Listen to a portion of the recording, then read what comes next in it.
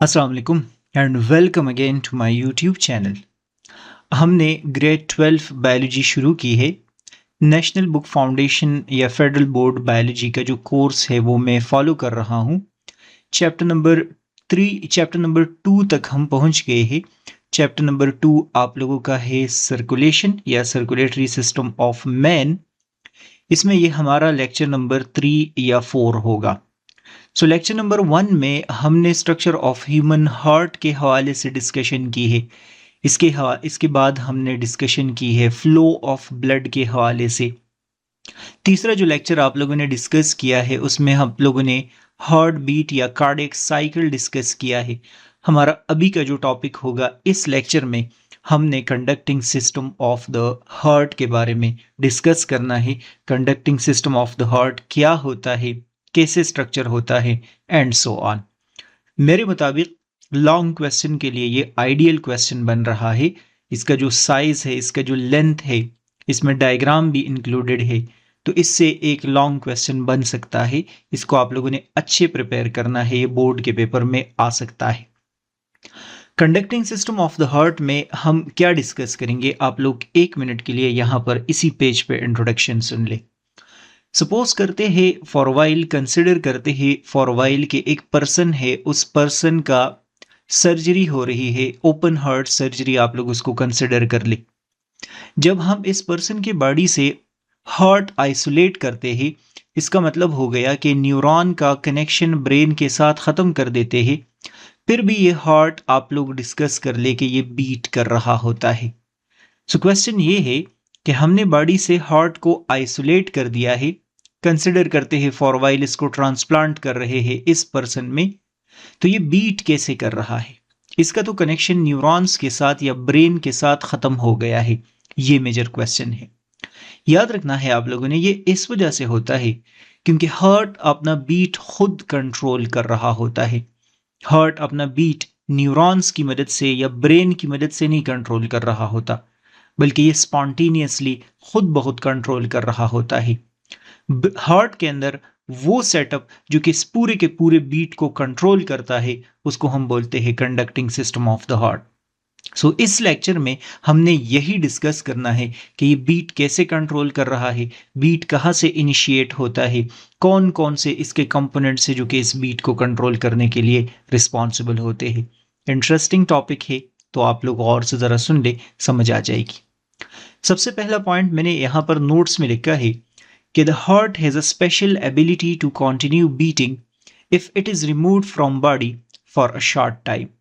आप लोग याद रखेंगे कि सर्जरी के दौरान, ऑपरेशन के दौरान, हार्ट ट्रांसप्लांट में या ओपन हार्ट सर्जरी में, what ever the case is, जब भी हम हार्ट को रिमूव कर देते हैं तो फिर भी वो बीटिंग कंटिन्यू रखता है, फिर भी वो कुछ ड्यूरेशन के लिए, शॉर्ट ड्यूरेशन के लिए आप लोग डिस्कस करेंगे कि सर्वाइव कर रहा होता है, बिल्कुल वो बीट कर रहा होता है। This happens because the cardiac muscles is myogenic। ये इस वजह से हो रहे हैं, ये प्रोसेस इस वजह से है क्योंकि कार्डियक मसल्स अपना बीट खुद कंट्रोल कर रहे होते हैं, और ऐसे मसल्स को जो कि अपना बीट खुद कंट्रोल कर रहे होते हैं, इनको बोलते हैं मायोजेनिक। मायो आप लोग कंसिडर कर ले, मसल्स को हम बोलते हैं, और जेनिक आप लोग कंसिडर कर ले कि इसमें एक्शन पोटेंशियल जनरेट हो रहा होता है। इसी वजह से यहां पर मैंने लिखा भी है कि myogenic means the rhythms of contraction start with in the heart muscles itself. Myogenic का मतलब होगा ऐसे मसल्स जिसका जो रिदमिक कॉन्ट्रैक्शन है वो कहां पर शुरू हो रहा होता है, मसल के अंदर खुद शुरू हो रहा होता है, and does not need signal from nerves to begin the heart beat. याद रखेंगे आप लोग कि इसके लिए ब्रेन का कोई इनपुट नहीं चाहिए होता, ये मसल्स अपना कॉन्ट्रैक्शन खुद कंट्रोल करते हैं, बीट खुद इनिशिएट कर रहे होते हैं। अब आप लोग सोचेंगे कि जो एंजाइटी वगैरह होती है या हम डिफरेंट एक्टिविटीज कर रहे होते हैं तो हार्ट बीट तो उसके साथ इंक्रीज होता है, तो ब्रेन का इसके साथ कनेक्शन होता है, लेकिन वो कनेक्शन अलग कनेक्शन है, उस पर भी हम बात करते हैं एंड पे। 1 मिनट के लिए वो मैं समझा देता हूं। In other words, the heart has intrinsic rhythmicity, which means it can produce its own rhythmic electrical signals। लिखा है कि हम बोल सकते हैं कि हार्ट के अंदर इंट्रिंसिक यहाँ पर एक एबिलिटी है।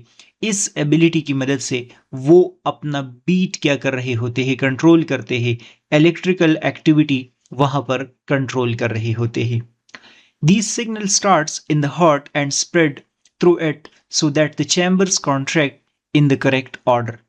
ये जो रिदमिसिटी है, ये जो इलेक्ट्रिकल सिग्नल्स है या ये जो इलेक्ट्रिकल एक्टिविटी है, ये हार्ट के अंदर शुरू होगी, इनिशिएट होगी और यहाँ से इनिशिएट होकर फिर पूरे के पूरे हार्ट के अंदर डिस्ट्रीब्यूट होती है, स्प्रेड हो रही होती है, जो अभी हम डिस्कस करेंगे। इस वजह से ताकि सारे चैम्बर्स एक स्पेसिफिक सीक्वेंस में बीट करें अच्छी तरीके से, एक ऑर्गेनाइज वे में उनका जो बीटिंग है वो चलता रहे। This movement of electrical signals inside the heart occurs through a special system of cardiac muscle fibers called conducting system of the heart. लिखा है कि ये जो इलेक्ट्रिकल एक्टिविटी हार्ट के अंदर जो इनिशिएट हो रही होती है, शुरू हो रही होती है और स्प्रेड हो रही होती है, हार्ट के अंदर इसको डिस्ट्रीब्यूट करने के लिए, स्प्रेड करने के लिए बाकायदा एक सिस्टम मौजूद होता है and this system is called conducting system of the heart. जो conducting system of the heart है वो आप लोगों को डायग्राम में यहां पर नजर आ रहा है। अभी मैं आगे जाके लाइन डिस्कस करूंगा। एक conducting system of the heart का जो एक कंपोनेंट है उसको हम बोलते हैं एस ए नोड, दूसरा जो इसका हिस्सा है उसको हम बोलते हैं ए वी नोड, तीसरा जो इसका हिस्सा है उसको हम नाम देते हैं bundle of his and fourth जो इसका कंपोनेंट है उसको हम नाम देते हैं परकिंजी फाइबर्स। सो इसका मतलब हो गया कि conducting system of the heart के चार कंपोनेंट्स है और ये चार कंपोनेंट्स का लिस्ट मैंने बनाया है, इस पे डिटेल में हम बात करते हैं। लेकिन आगे बढ़ने से पहले मैं दोबारा जो यहाँ पर लाइंस मैंने डिस्कस किए हैं वो मैं क्विक समराइज कर देता हूँ।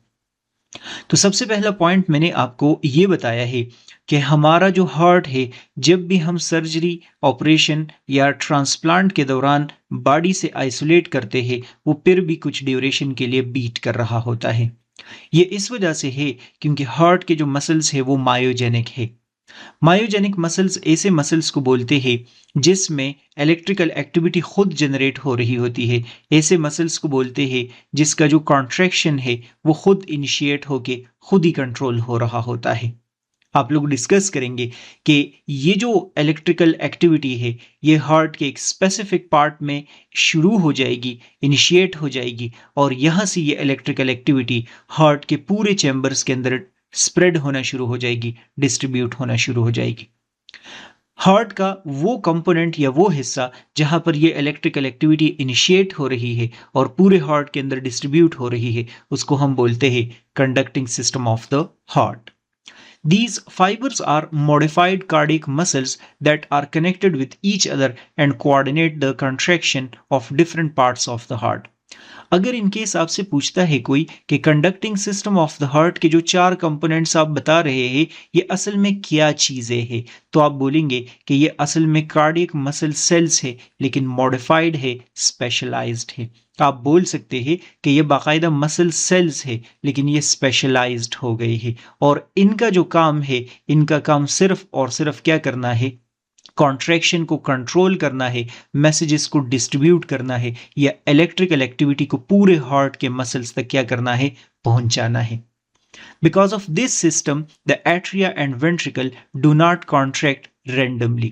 चूंकि यही पूरे का पूरा सिस्टम मैसेज एक ऑर्गेनाइज्ड वे में हर एक पार्ट तक डिस्ट्रीब्यूट कर रहे हैं, इस वजह से सारे chambers of the heart randomly नहीं कॉन्ट्रैक्ट हो रहे होते बल्कि एक प्रॉपर सीक्वेंस में कॉन्ट्रैक्ट हो रहे होते हैं। जिस तरह हमने पिछले कार्डियक साइकिल में डिस्कस किया था, बिल्कुल एक ऑर्गेनाइज्ड वे में इनका कॉन्ट्रैक्शन हो रहा होता है।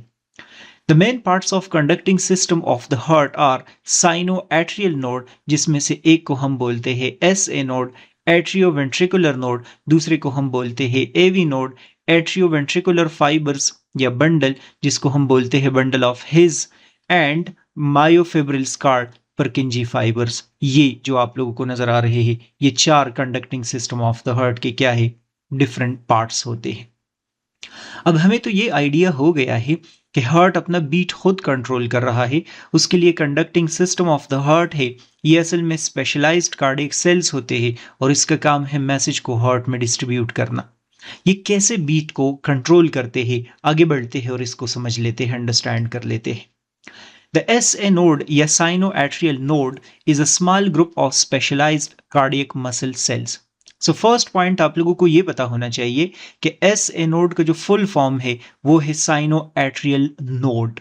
ये असल में क्या चीज़ें हैं? ये स्पेशलाइज्ड कार्डियक मसल सेल्स है। इसका मतलब हो गया कि ये मसल सेल्स है। असल में ये कोई नई चीज़ नहीं है। जिस तरह हार्ट मसल सेल से बना है, ये भी वही के वही सेल्स होते हैं।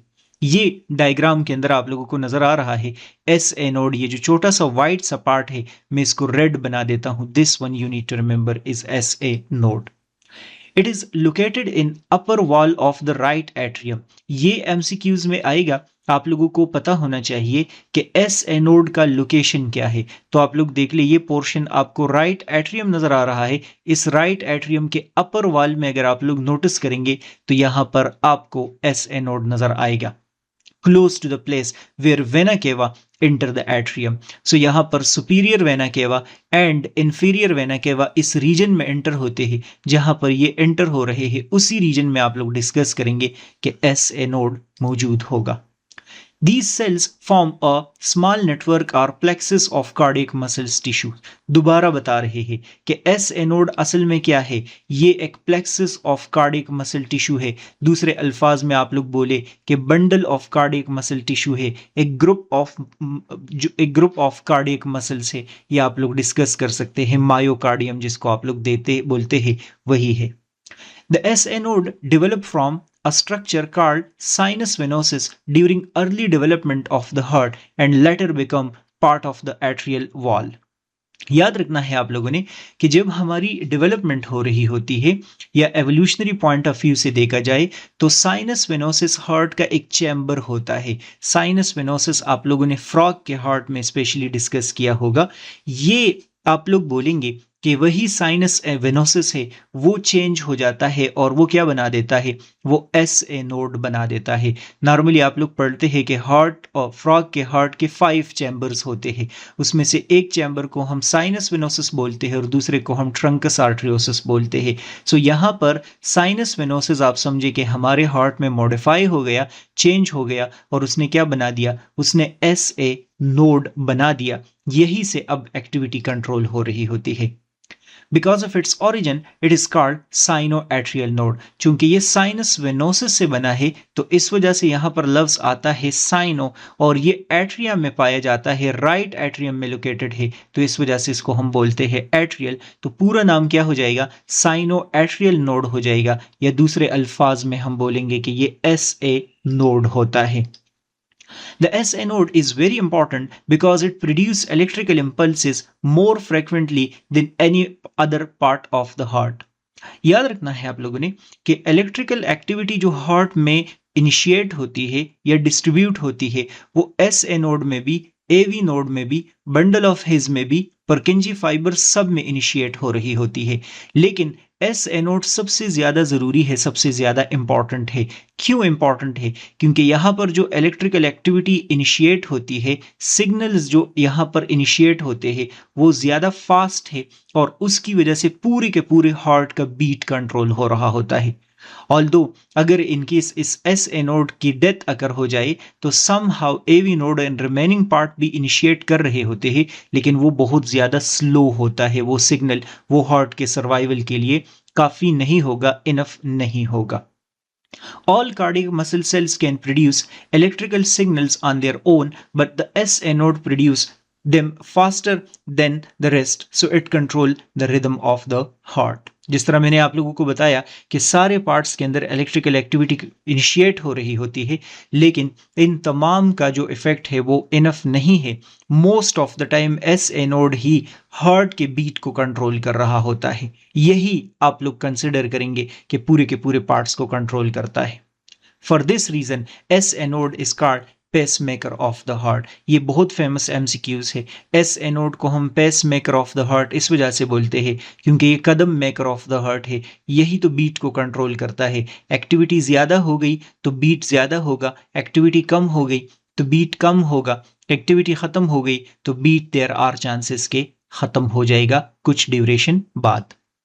Each impulse is produced by S anode spread through the atrial wall and cause the atria to contract. अगर आप लोग डायग्राम में नोटिस करेंगे तो जैसे ही एस एनोड के अंदर इलेक्ट्रिकल एक्टिविटी इनिशिएट हो जाती है, शुरू हो जाती है, तो यही एक्टिविटी आप डिस्कस करेंगे कि इस पूरे के पूरे एट्रिया के वॉल में डिस्ट्रीब्यूट होगी, यहाँ से यहाँ की तरफ शिफ्ट हो जाएगी। राइट एट्रियम और लेफ्ट एट्रियम दोनों पार्ट्स में आप डिस्कस करेंगे कि इलेक्ट्रिकल एक्टिविटी स्प्रेड हो जाएगी और स्प्रेड होने की वजह से दोनों के दोनों एट्रिया क्या हो जाएंगे, कॉन्ट्रैक्ट हो जाएंगे। सो दूसरे अल्फाज में आप लोग बोल सकते हैं कि अगर इनकेस एस एनोड में इलेक्ट्रिकल एक्टिविटी करेक्ट जनरेट हो रही है तो उसकी वजह से दोनों के दोनों एट्रिया जो है वो कॉन्ट्रैक्ट हो सकते हैं, क्योंकि ये वैसे भी एट्रिया में लोकेटेड है और इसके अंदर मैसेज इधर उधर जाना वो कोई मसला नहीं है, डिस्ट्रीब्यूशन हो सकता है। Another group of specialized cardiac muscle fibers form the atrioventricular node or AV node. अब मैंने आप लोगों को जिस तरह आइडिया दिया कि एस एनोड यहाँ पर एट्रिया में लोकेटेड है तो यहाँ से मैसेज यहाँ जाएगा और यहाँ इस एट्रिया में आएगा तो वो कॉन्ट्रैक्ट हो जाएंगे, लेकिन वेंट्रिकल्स तक मैसेज जब जाएगा तो आप लोग डिस्कस करेंगे ये वेंट्रिकल है, ये वेंट्रिकल है। यहाँ तक जब मैसेज आएगा तो एक और रीजन से पास होगा और उस रीजन को हम नाम देते हैं AV node. Another group of specialized cardiac muscle fibers form atrioventricular node. AV node ये वाला आप लोग देख रहे हैं, यहाँ पर मैसेज आएगा और यहाँ से अब वेंट्रिकल के अंदर जाके डिस्ट्रीब्यूट होगा। This node is located at the junction between the right atrium and right ventricle in the lower part of the atrial wall. जो आप लोगों ने डिस्कस किया था कि वहां पर एस एनोड राइट एट्रियम के अपर वॉल में मौजूद है, यहां आप लोग याद रखेंगे कि एवी नोड कहां पर मौजूद होता है, एट्रिया और वेंट्रिकल के जंक्शन पे मौजूद होता है। इसी वजह से बोलते हैं इसको एट्रियो वेंट्रिकुलर नोड। ये एमसीक्यूज के लिए आप लोगों को पता होना चाहिए कि राइट एट्रियम और राइट वेंट्रिकल के जंक्शन पे है। यहां आप लोग इसको अपनी मर्जी से नहीं बना सकते, इसके ऊपर स्टार लगा लिए, पेपर में आएगा। The electrical impulse produced by S anode travel through the atrial muscle and reaches the AV node. लिखा है कि जब भी एस एनोड के अंदर इलेक्ट्रिकल एक्टिविटी इनिशिएट होती है तो यहाँ से ये इलेक्ट्रिकल एक्टिविटी इनिशिएट होके एवी नोड की तरफ जाएगी, और वो जो एट्रिया वाली बात है वो तो ऑलरेडी फिक्स्ड है, उसका तो डिस्ट्रीब्यूशन होगा ही। सो एस एनोड से इलेक्ट्रिकल एक्टिविटी एवी नोड की तरफ जा रही है। Normally, it takes 0.4 seconds for the impulse to move from S anode to AV node.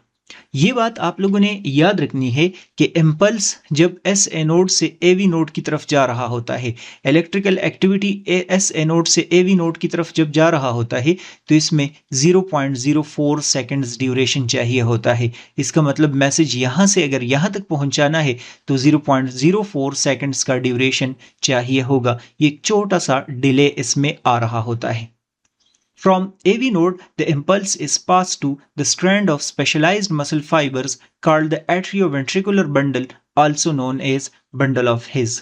लिखा है कि जो मैसेज यहाँ पर AV नोड के अंदर अभी अभी आया था, ये वाला मैसेज अब आगे की तरफ जाएगा हार्ट में और स्पेशलाइज्ड फाइबर में जाएगा। इन स्पेशलाइज्ड फाइबर्स को हम क्या नाम देते हैं? इसको हम नाम देते हैं बंडल ऑफ हिज, जो अभी मैं हाईलाइट कर रहा हूं।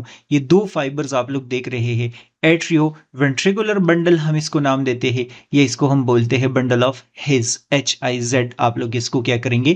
प्रोनाउंस करेंगे। एंड ये भी स्पेशलाइज्ड मसल फाइबर्स होते हैं, ये आप लोग डिस्कस करेंगे कि स्पेशलाइज्ड मसल सेल्स होते हैं। This bundle passes through a small opening in the fibrous skeleton of the heart and reaches the interventricular septum, the wall that separates the right and left ventricle. याद रखना है आप लोगों ने कि जो इम्पल्स यहाँ पर एवी नोड से वेंट्रिकल की तरफ जाएगा, ये रैंडम नहीं जा सकता, ये सिर्फ और सिर्फ इस बंडल ऑफ हिज के अंदर ही जा सकता है। क्यों जा सकता है? क्योंकि आप लोग डिस्कस करेंगे कि यहाँ पर हार्ट के बीच में, दोनों चैम्बर्स के बीच में एक स्ट्रक्चर मौजूद होता है, या दूसरे अल्फाज में आप लोग बोले फाइबर स्केलेटन मौजूद होता है। उस फाइबर स्केलेटन की मदद से मैसेज यहाँ से यहाँ की तरफ ट्रेवल नहीं कर सकता। अगर इनकेस मैसेज को वहाँ पर ट्रेवल करके लेके जाना है, वेंट्रिकल तक पहुँचाना है, तो स्पेशलाइज्ड पैसेज होना चाहिए, और वो स्पेशलाइज्ड पैसेज असल में क्या होता है आप डिस्कस करेंगे कि यही जो स्ट्रक्चर है जिसको हम नाम देते हैं बंडल ऑफ हिज, यही मौजूद है जो कि मैसेज यहाँ पर पहुंचाएगा। रिमेनिंग पार्ट्स की मदद से मैसेज ऊपर से नीचे की तरफ नहीं आ सकता। Inside the interventricular septum, the bundle of His divides into two branches called right bundle branch and left bundle branch. लिखा है कि जो बंडल ऑफ हिज है ये इंटरवेंट्रिकुलर सेप्टम है, ये भी वेंट्रिकल है, ये भी वेंट्रिकल है, और इसके बीच में ये जो वॉल आपको नजर आ रहा है इस जगह को हम बोलते हैं इंटरवेंट्रिकुलर सेप्टम। तो इस इंटरवेंट्रिकुलर सेप्टम के अंदर अगर देखा जाए तो बंडल ऑफ हिज यहां पर एक ब्रांच ये बना देता है, एक ब्रांच ये बना देता है। ये लेफ्ट ब्रांच कंसिडर करें, ये राइट ब्रांच आप लोग कंसिडर करें। These branches run downward beneath the endocardium, so both sides of the septum, and extend towards the apex of the right and left ventricle. लिखा है कि ये दोनों के दोनों जो बंडल्स होते हैं ये एंडोकार्डियम के नीचे ग्रो कर रहे होते हैं और हार्ट के एपिक्स की तरफ चले जाते हैं। एपिक्स हार्ट का ये वाला साइड है, ये नैरो साइड जो है इसको एपिक्स बोलते हैं। यहाँ पर लेफ्ट वेंट्रिकल की तरफ भी ग्रो कर जाते हैं और राइट वेंट्रिकल की तरफ भी ये बंडल ऑफ हिज ग्रो कर जाते हैं। At lower end, these branches divide into many smaller fibers known as Purkinje fibers. यहाँ से बहुत छोटे छोटे फाइबर्स इमर्ज हो जाते हैं और इन छोटे छोटे फाइबर्स को हम Purkinje फाइबर्स बोलते हैं। अगर आप लोग यहाँ से देख ले तो छोटे ब्रांचेस में इमर्ज कर रहा हूँ और इन स्ट्रक्चर्स को हम Purkinje फाइबर्स नाम देंगे। These fibers are large diameter specialized muscles, cardiac muscle fibers. So Purkinje fibres भी आप लोग डिस्कस करेंगे कि ये भी स्पेशलाइज्ड मसल फाइबर्स होते हैं, लेकिन ये बाकियों से कैसे डिफरेंट है, इसका डायमीटर आप लोग डिस्कस करेंगे, लार्ज होगा। सो अगर हम अभी तक इस पूरे लेक्चर को समराइज कर ले तो एस एनोड में इलेक्ट्रिकल पोटेंशियल इनिशिएट होगा, इम्पल्स इनिशिएट होगा, वो एट्रियम में क्या होगा, स्प्रेड होगा, यहाँ से एवी नोड की तरफ जाएगा, एवी नोड से बंडल ऑफ हिज की तरफ जाएगा, बंडल ऑफ हिज से Purkinje फाइबर्स की तरफ जाएगा। Purkinje फाइबर्स का डायमीटर सबसे ज्यादा होता है, ये सारे स्पेशलाइज्ड मसल फाइबर्स होते हैं। एस एनोड से एवी नोड तक जब मैसेज आता है तो 0.04 सेकेंड्स का ड्यूरेशन लगेगा। एवी नोड का प्रेजेंस इस वजह से जरूरी है या बंडल ऑफ हिज का प्रेजेंस इस वजह से जरूरी है क्योंकि यहाँ पर फाइबर स्केलेटन होता है, मैसेज उसमें नहीं जाता, सिर्फ और सिर्फ बंडल ऑफ हिज की मदद से जाता है। Bundle of His towards apex grow कर रहा होता है, एट्रियोवेंट्रिकुलर सेप्टम के बीच में दो फाइबर्स उन्होंने क्या किए होते हैं, बनाए होते हैं। आगे डिस्कस किया है they contain fewer myofibrils than normal cardiac muscle cells so they do not contract very strongly.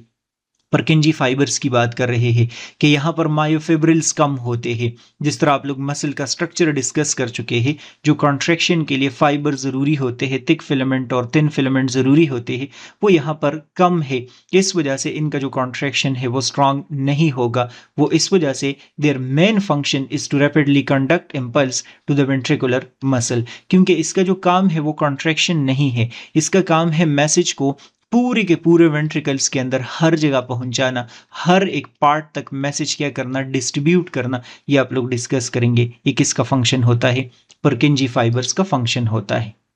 Purkinje fibers have well developed intercalated disc that contain many gap junctions. मैंने आप लोगों को लास्ट लेक्चर्स में बताया है, skeletal system का जो lectures होंगे जो आप लोग बाद में डिस्कस करेंगे, कि कार्डियक मसल सेल्स हमेशा ब्रांच्ड होते हैं, उसमें बहुत सारे क्या मौजूद होते हैं, ब्रांचेस मौजूद होते हैं, जिस तरह मैं अभी बना रहा हूं। और इनके जो एंड्स होते हैं वो ऐसे फिंगर लाइक प्रोजेक्शंस होंगे जो कि दूसरे सेल के साथ क्या हो रहे होते हैं, फिट हो रहे होते हैं। तो इन फिंगर लाइक प्रोजेक्शंस को हम इंटरकैलेटेड डिस्क बोलते हैं और इसके बीच में कुछ छोटे छोटे कनेक्शंस होते हैं। इन कनेक्शंस को हम बोलते हैं गैप जंक्शन, जो कि मैसेज को ट्रांसफर करने के लिए जरूरी है। जिस तरह आप लोग बोलते हैं कि दो प्लांट सेल्स के बीच में प्लाज्मोडिस्मेटा होते हैं, बिल्कुल ऐसे ही इन सेल्स के बीच में क्या मौजूद होंगे, गैप जंक्शंस मौजूद होंगे, जिसकी मदद से मैसेज ट्रांसफर होगा। These structures allow electrical signals to pass very quickly from one cell to another cell. इसी वजह से आप लोगों को MCQs के लिए पता होना चाहिए कि सबसे जो फास्टेस्ट इम्पल्स का ट्रांसपोर्ट होता है या स्पीड होता है वो हमेशा परकिंजी फाइबर्स में फास्टेस्ट होता है, और वो इस वजह से क्योंकि यहाँ इंटरकैलेटेड डिस्क और गैप जंक्शन होते हैं। अगर इनकी इस पेपर में आता है कि इलेक्ट्रिकल सिग्नल्स क्विक कहाँ पर होंगे, तो आप लोग डिस्कस करेंगे कि परकिंजी फाइबर्स के अंदर इलेक्ट्रिकल सिग्नल्स का स्पीड क्या होगा, ज्यादा होगा। Because of these specialized adaptation, action potential travel through Purkinje fibers much faster than through ordinary cardiac muscle fibers या muscle tissue, और सेल्स के मुकाबले में आप लोग डिस्कस करेंगे यहाँ पर स्पीड ऑफ इम्पल्स हमेशा ज्यादा होगा। ये वो मैंने डायग्राम वापस दिया है आपको। This rapid conduction ensures that both ventricles contract almost at the same time, producing an effective pumping action. अब जाहिरी सी बात है कि वेंट्रिकल्स दोनों at the same time contract होते हैं। एक ब्लड प्रोवाइड करता है एओर्टा को, दूसरा ब्लड प्रोवाइड करता है वहां पर जो पल्मोनरी ट्रंक है उसको। तो दोनों का कॉन्ट्रैक्शन सेम होना चाहिए, दोनों को सेम टाइम पे मैसेज प्रोवाइड होना चाहिए। इसी वजह से परकिंजी फाइबर्स में फास्ट मैसेज जाता है ताकि सारे के सारे muscles almost at the same time क्या हो जाए, कॉन्ट्रैक्ट हो जाए। Inside the AV node, the electrical impulses move more slowly than in other parts of the conducting system. MCQs के लिए आप लोगों को पता होना चाहिए कि परकिंजी फाइबर्स में अगर इनकेस नर्व इंपल्स फास्टेस्ट चल रहा होता है तो एवी नोड में सबसे स्लोवेस्ट चल रहा होता है। यहाँ के मसल्स में कुछ एडाप्टेशंस आ गए हैं, सेल्स के अंदर एडाप्टेशंस है, इस वजह से एवी नोड के अंदर जो इंपल्स का ट्रेवल करना है वो स्लो होता है। स्लो मैसेज यहाँ पर क्या हो रहा होता है, ट्रेवल कर रहा होता है। Because of this slow conduction, there is a delay of 0.11 seconds before the impulse pass from AV node into the AV bundle. आप लोगों ने डिस्कस किया था कि एस एनोड से मैसेज AV नोड की तरफ जाएगा, 0.04 सेकंड ड्यूरेशन यहाँ पर लगेगा। जैसे ही ये मैसेज AV नोड में आ जाएगा तो 0.11 सेकंड यहाँ पर फिर डिले आ जाएगा। मैसेज आप समझे कि 0.11 सेकंड के लिए यहाँ पर स्टॉप हो जाएगा, डिले हो जाएगा। यहाँ पर आगे मैसेज तभी जा सकता है जब यहां पर इलेक्ट्रिकल एक्टिविटी खुद इनिशिएट हो जाएगी।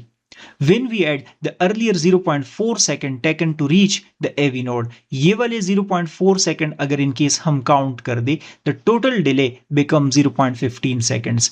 ये दोनों जब आप ऐड कर दे, यहां से मैसेज यहां तक पहुंचने में आप समझे कि 0.15 सेकंड्स क्या होगा, ड्यूरेशन का जो छोटा सा डिले आएगा। This short delay is very important because it allows the atria to complete their contraction and push blood into the ventricles before the ventricles begin to contract.